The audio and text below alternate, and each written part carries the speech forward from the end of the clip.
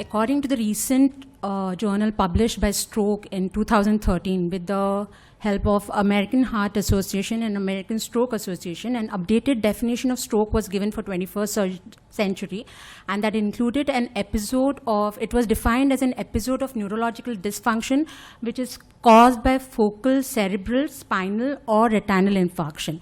Now how you define a cerebral infarction is by either a pathological or an imaging evidence or symptom-based evidence which are persisting for more than 24 hours or until death. Now, why is imaging important in stroke? Because time is brain. Every minute lost is loss of at least 80 to 90 million neurons.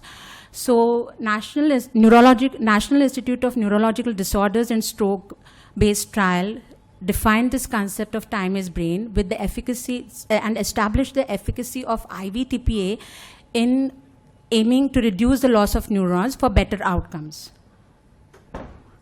Now, depending on every institute and the availability of modalities, imaging modalities, there are different strategies used by every institution. Now, we being more MRI prone, we concentrate more on MRI imaging of acute ischemic strokes. I know it's very time consuming. People think that a lot of time is lost, but you can still have some comprehensive yet quicker protocols, faster protocols, so that you can utilize the time sequences for a better imaging of stroke and give the neurologist or neurosurgeons or the interventionist a complete guide before they start reperfusion treatment in salvageable patients.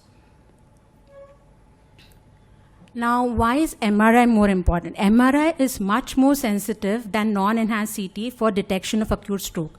No radiation dose, obviously.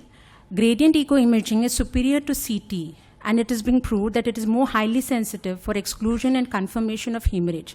Diffusion-weighted imaging is more sensitive